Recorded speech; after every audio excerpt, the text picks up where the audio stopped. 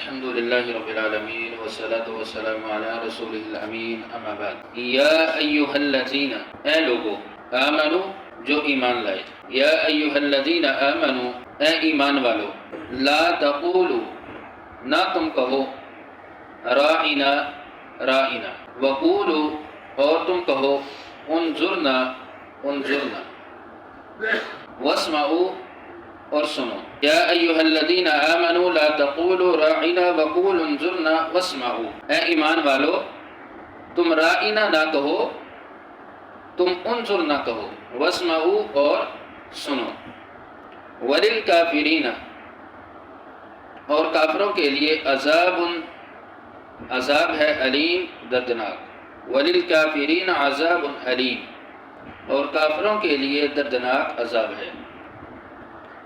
اس آیت کریمہ میں اللہ رب العزت نے یہود کی شرارت، ان کی طبیعت کی جو خست ہے، خباثت ہے، اس کو واضح فرمایا ہے کہ آیت کے شروع میں دیکھیں کہ یا ایھا الذین آمنوا، یہاں پر اللہ رب العزت ایمان والوں کو مخاطب کرتے ہیں کہ اے ایمان والوں، بلکہ ایمان والوں کی صفت کے ساتھ ان کو متوجہ کیا گیا۔ تو یہ بھی بہت اچھا، خوبصورت اور محبت بھرا انداز ہوتا ہے کہ کسی کو اس کے نام سے نہیں بلکہ اس کی خوبی سے بلایا جائے۔ جیسے نبی صلی اللہ علیہ وسلم کی صفات میں سے، خوبیوں میں سے صادق الامین خوبیاں تھیں، تو کہا گیا کہ اے ایمان والو، اس سے توجہ بھی بڑھ جاتی ہے اور جو توجہ ہے وہ مبذول بھی ہو جاتی ہے، زیادہ ہو جاتی ہے، سننے والا قریب ہو جاتا ہے۔ فرمایا کہ ایمان والو لا تقولوا راعنا، کہ تم راعنا نہ کہا کرو۔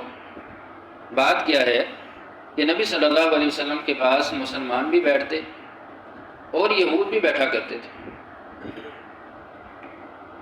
تو جب کوئی بات دوبارہ پوچھنی ہوتی تو نبی صلی اللہ علیہ وسلم کو متوجہ کرنے کے لیے مخلص ایمان والے کہتے راعنا، یا رسول اللہ راعنا، یا محمد صلی اللہ علیہ وسلم راعنا۔ راعنا کا معنی ہے کہ ہماری طرف متوجہ ہوئیے، ہماری طرف دھیان کیجئے، کان لگائیے، ٹھیک ہے، کہ ہم دوبارہ یہ بات پوچھنا چاہتے۔ تو یہود کیا کرتے؟ وہ ساتھ تو بیٹھتے تھے لیکن ان کی طبیعت میں شرارت تھی، خست تھی، خباثت تھی، کیونکہ ساتھ بیٹھنے والے کہ جن کی بعض کی طبیعت میں شرارت ہو وہ بیٹھتے تو ہیں لیکن وہ سننے کی نیت سے نہیں، شرارت کی نیت سے، پھر وہ اپنے لوگوں میں جدا ہوں گے، ان میں جا کے باتیں کریں گے، ہنسیں گے، ہم نے یہ شرارت کی، ایسا کیا، ویسا کیا۔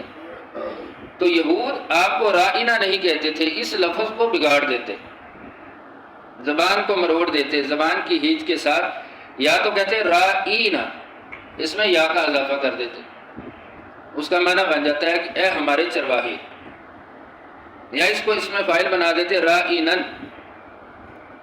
کہ اے احمق، کہ نبی صلی اللہ علیہ وسلم کی اس میں توہین کرتے، نعوذ باللہ، تو اس طرح کہتے تھے۔ تو اللہ رب العزت نے ایمان والوں کو ہی منع کر دیا کہ اے ایمان والو تم راعنا نہ کہا کرو۔ یہ بذات خود لفظ برا نہیں ہے لیکن اس کو جو پکارنے والے تھے وہ اس کو بگاڑ رہے تھے۔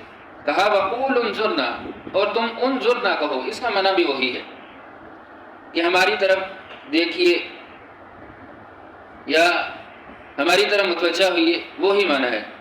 واسمعوا، اور غور سے سنو، کہ یعنی بات کو اچھے انداز سے غور سے سنا کرو تاکہ تمہیں ہر بات دوبارہ پوچھنے کی جو ہے نوبت پیش نہ آئے، بار بار نہ تم پوچھو۔ وللکافرین، اور کافروں کے لیے عذاب علیم، دردناک عذاب ہے۔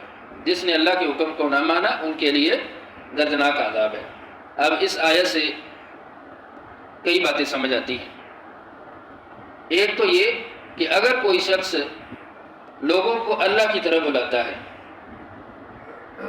خالص نیت کے ساتھ، ان کے اچھے کے لیے، ان کی فلاح کے لیے، کامیابی کے لیے، تو بعض کو یہ بات اچھی نہیں لگتی، ان کی طبیعت پہ ناگوار گزرتی ہے۔ کیوں؟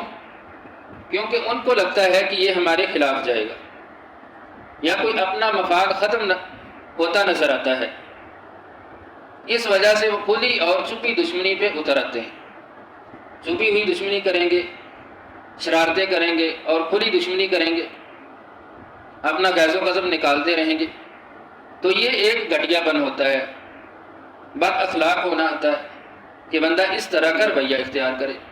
آپ دیکھتے ہیں کہ بعض لوگ اپنی روزمرہ زندگی میں ایسے ہی کسی بات پہ ایک دوسرے کے ساتھ اڑ جاتے ہیں اور پھر دلیل نہ ہو، اس کو ثابت نہ کر سکیں اپنی چیخ و پکار کے ساتھ، تو پھر کیا کرتے ہیں؟ پھر اپنے غلط رویے پہ اتر آتے ہیں، برے الفاظ بولتے ہیں، برے لفظوں کے ساتھ دوسرے کو پکارتے ہیں. تو یہاں پر اللہ رب العزت نے ایمان والوں کو ہی منع کر دیا. تو یہ بھی ایک بہت اچھا اللہ رب العزت کا اس انداز ہے جو ہمیں سمجھایا گیا کہ اپنے آپ کو ہی روک لو، چاہے کہ بندہ دوسرے کو کچھ کہتا پھرے. تو فرمایا کہ لا تقولوا رائنا، ایمان والو تم نہ کہا کرو. اور دوسری بات کہ واسمعوا، بات کو غور سے سننا چاہیے، توجہ کے ساتھ سننا چاہیے. وللکافرین عذاب علیم. اگلی آیت، ما یود، ما نہیں، یود چاہتے، الذین وہ لوگ، کفروا جنہوں نے کفر کیا، من اہل الکتاب اہل کتاب میں سے، وللمشرکین اور نہ مشرکین. ما یود الذین کفروا من اہل الکتاب وللمشرکین، جو لوگ کافر ہیں اہل کتاب میں سے اور مشرکین میں سے نہیں چاہتے کیا کہ ان ینزل، یہ کہ نازل ہو، علیکم تم پر، من خیر کوئی بلائی، ان ینزل علیکم من خیر، کہ یہ کہ تم پر کوئی بلائی نازل ہو، من ربکم تمہارے رب کی طرف سے. واللہ اور اللہ، یختص خاص کر لیتا ہے، برحمتہ اپنی رحمت کو، من یشاء جس کے لیے چاہتا ہے. واللہ یختص برحمتہ من یشاء، اور اللہ جس کے لیے چاہتا ہے اپنی رحمت کو خاص کر لیتا ہے. واللہ اور اللہ، ذو الفضل فضل والا، عظیم بڑا. واللہ ذو الفضل العظیم، اور اللہ بڑے فضل والا ہے.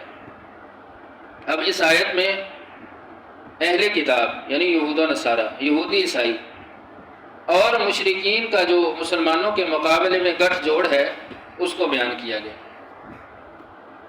کہ وہ مسلمانوں کے خلاف تھے. کہ ما یود الذین کفروا من اہل الکتاب وللمشرکین. یہود کو مسئلہ کیا تھا؟ وہ کیوں تھے؟ اس لیے کہ نبی صلی اللہ علیہ وسلم وہ چاہتے تھے کہ بنی اسرائیل سے آئیں، جن میں وہ اپنے آپ کو شمار کرتے تھے، اور وہ تھے. لیکن رسول اللہ صلی اللہ علیہ وسلم بنی اسماعیل میں سے آئے، تو یہ بات ان کو پریشان کرتی تھی، تنگ کرتی تھی. یہ اصل مسئلہ تھا. اس وجہ سے تو وہ مسلمانوں سے آپ صلی اللہ علیہ وسلم سے دشمنی رکھتے تھے.